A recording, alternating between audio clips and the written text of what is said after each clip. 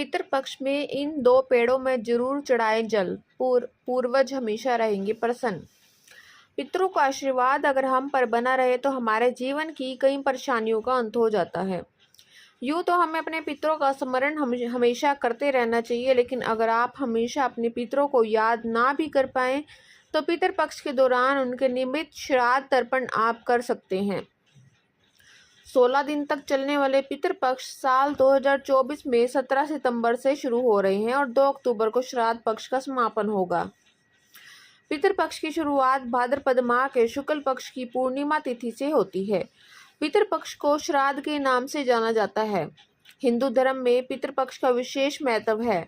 श्राद्ध में पितरों का तर्पण और पिंड दान करने की परंपरा 3 पीढ़ियों से चली आ रही है। पितरों की मृत्यु की बरसी पर तर्पण और पिंडदान किया जाता है। पितरों का ऋण तर्पण श्राद्ध से ही चुकाया जा सकता है। इस प्रकार हमारे पूर्वजों का उद्धार हो जाएगा। 17 सितंबर 2024 से पिंडदान, ब्राह्मण भोजन, तर्पण दान आदि कार्य आरंभ हो जाएगा। पितृपक्ष में इस दौरान पितृ पूजा में तर्पण के अलावा कुछ खास पेड़ों की पूजा, जल अर्पित और तिलों के इस्तेमाल का भी बड़ा महत्व है।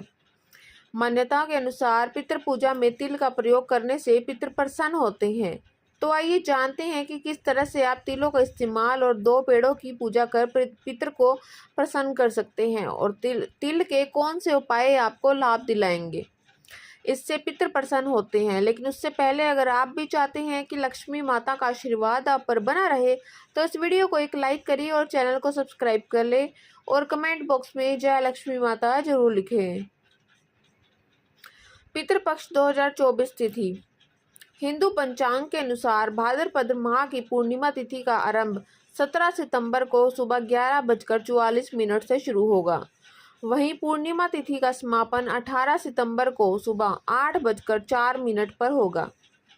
पूर्णिमा श्राद्ध 17 सितंबर को किया जाएगा। वहीं पतिप्रदा तिथि की श्राद्ध तिथि 18 सितंबर को पड़ रही है। बता दें कि श्राद्ध पक्ष प्रतिपदा तिथि से शुरू होता है, इसलिए 18 सितंबर से पिंडदान, तर्पण, ब्राह्मण भोज और दान जैसे अन्य दूसरे कार्य किए जाएंगे। ऐसे में पितृपक्ष का आरंभ 18 सितंबर से शुरू हो रहा है, जो कि 2 अक्टूबर तक चलेगा। श्राद्ध मुहूर्त। हिंदू पंचांग के अनुसार भाद्रपद माह की पूर्णिमा तिथि का आरंभ 17 सितंबर को सुबह 11:44 पर होगा।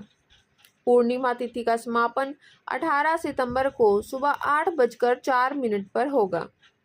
श्राद्ध संपन्न करने के लिए कुतुपुरोहिणी मुहूर्त अच्छा माना गया है। पितृपक्ष में तिथि का महत्व। जब पितृपक्ष प्रारंभ होता है तो प्रत्येक दिन की एक तिथि होती है। तिथि के अनुसार ही श्राद्ध करने का नियम है। उदाहरण के लिए इस वर्ष द्वितीय श्राद्ध 30 सितंबर को है, यानी पितृपक्ष में श्राद्ध की द्वितीय तिथि है। जिन लोगों के पूर्वज की मृत्यु किसी भी महीने की द्वितीय तिथि को होती है, वे पितृपक्ष के दूसरे दिन अपने पूर्वजों का श्राद्ध करते हैं। इस प्रकार पूर्वज की मृत्यु भी माह और पक्ष की 9वीं तिथि की होगी। वे पितृपक्ष की 9वीं श्राद्ध के लिए तर्पण, पिंडदान आदि की कामना करते हैं। तो आइए जानते हैं कुछ उन खास उपायों के बारे में। नंबर 1, श्राद्ध पक्ष में पीपल का पेड़ खास तौर से लगाना चाहिए। इसके अलावा पितृपक्ष में रोजाना पीपल को जल चढ़ाएं। मान्यता है इससे परिवार में खुशहाली होती है।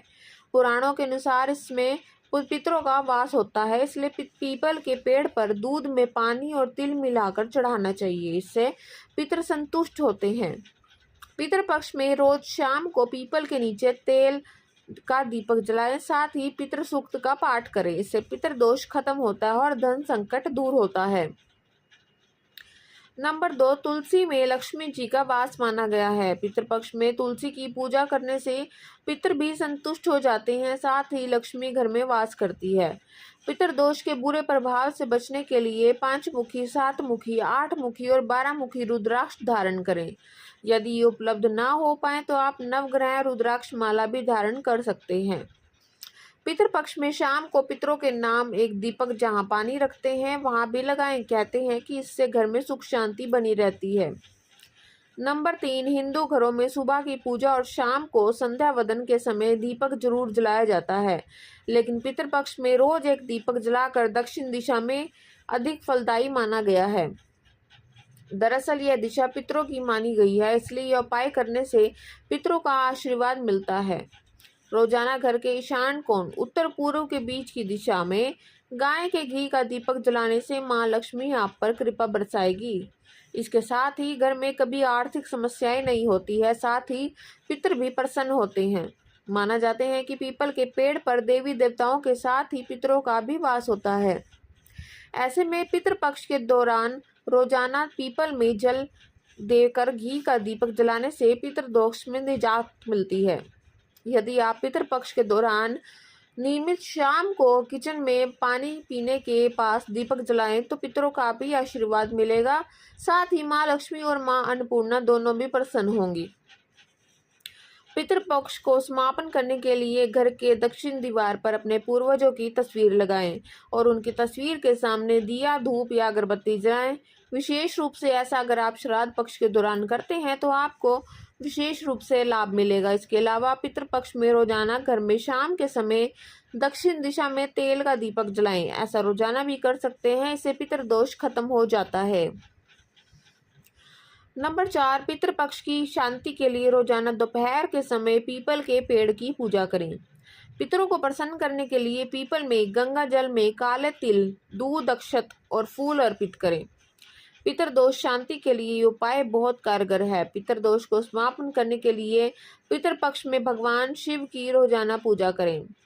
पितृदोष के बुरे प्रभाव से बचने के लिए 5 मुखी, 7 मुखी, 8 मुखी और 12 मुखी रुद्राक्ष एक साथ धारण करें। यदि उपलब्ध ना हो पाए तो आप नवग्रह रुद्राक्ष माला भी धारण कर सकते हैं। वहीं पितृदोष के लिए पितृपक्ष में और अमावस्या पर पितरों के निमित्त भोग लगाएं और पितृ स्त्रोत का पाठ करना चाहिए। यदि आप पितृपक्ष के दौरान नियमित शाम को किचन में पीने के पानी के पास दीपक जलाते हैं तो पितरों का आशीर्वाद मिलता है। साथ ही माँ लक्ष्मी और माँ अन्नपूर्णा दोनों ही प्रसन्न होंगी। शिव पुराण में बताया गया है कि श्राद्ध पक्ष में घर का कोई भी सदस्य तुलसी का उपाय कर सकता है। इसके लिए तुलसी के गमले के पास एक कटोरी रख दें। इसके बाद हथेली में गंगा जल लेकर 5 से 7 बार अपने पितरों के नाम का स्मरण करें। साथ ही बाबा विश्वनाथ का नाम लेकर धीरे धीरे गंगा जल को छोड़ दें। हाथ जोड़कर माता तुलसी और पितरों का मनन कर लें। इस गंगा जल को आप किसी पौधे में डाल सकते हैं। ऐसा करने से घर की नकारात्मक ऊर्जा तो समाप्त होगी ही, साथ ही उपाय को करने से पितरों के तर्पण और पिंडदान की जरूरत नहीं पड़ेगी।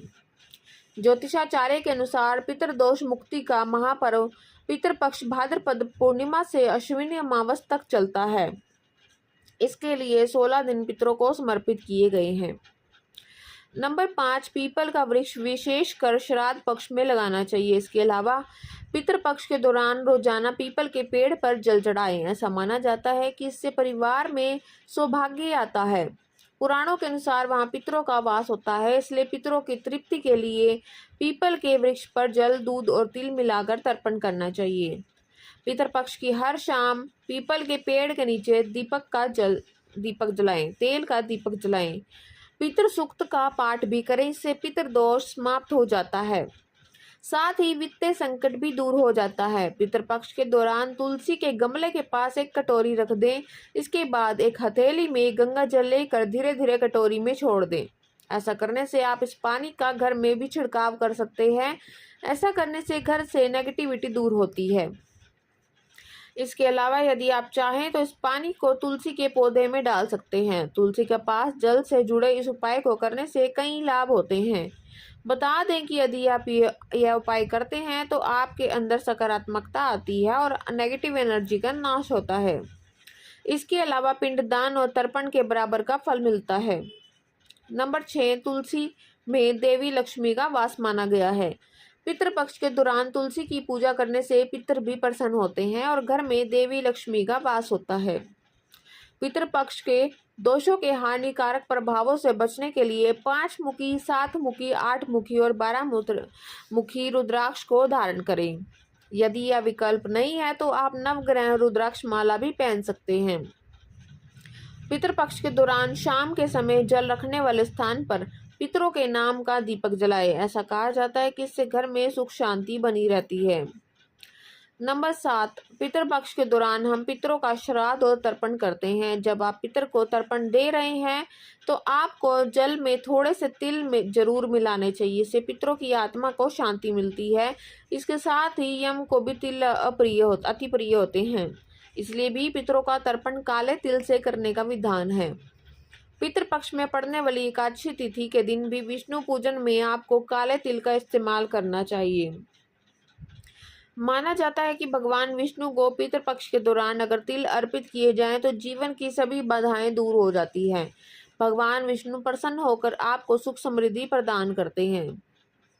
अगर आपके जीवन में बार बार अड़चने आ रही हैं तो पितृपक्ष में आने वाले शनिवार के दिन आपको पवित्र नदियों में तिल प्रवाहित करते रहना चाहिए। ऐसा करने से आपके पितर भी प्रसन्न होते हैं और शनि देव की भी कृपा आपको मिलती है।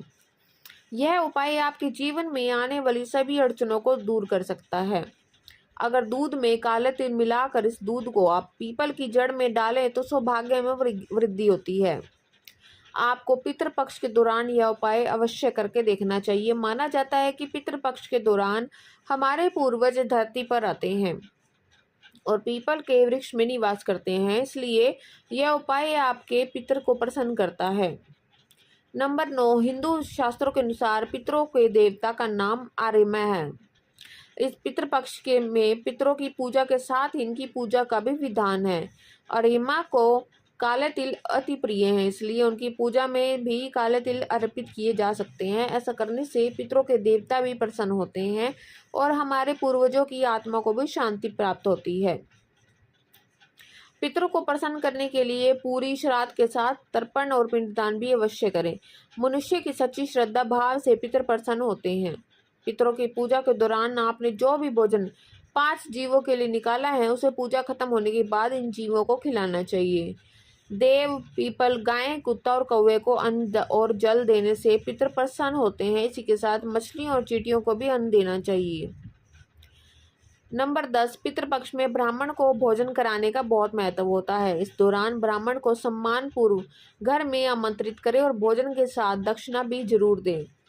ब्राह्मणों को भोजन कराने और दान करने से पितरों की आत्मा को शांति मिलती है। पितृपक्ष के दौरान अपने द्वार पर पितरों के लिए दीपक जरूर जलाएं। पितरों के लिए दीपक दक्षिणा दिशा में जलाना चाहिए, इसलिए वे प्रसन्न होते हैं। पितृपक्ष के दौरान घर में सात्विक भोजन बनाएं और वही खाएं। मांस मदिरा से दूरी बनाकर रखें। अगर आप इन सभी चीज़ों का ध्यान में रखकर पितृपक्ष के दौरान श्राद्ध करते हैं तो आपकी परेशानियों का अंत होता है और पितर प्रसन्न होते हैं। यह तमाम जानकारी जनरुचि को ध्यान में रखकर दी जा रही है। ज्योतिष और धर्म के उपायों और सलाहों को अपनी आस्था और विश्वास पर आजमाएं। वीडियो का उद्देश्य मात्र आपको बेहतर सलाह देना है। इस संदर्भ में हम किसी प्रकार का कोई दावा नहीं करते हैं। दोस्तों, वीडियो अच्छी लगी हो तो लाइक और सब्सक्राइब जरूर करें। धन्यवाद।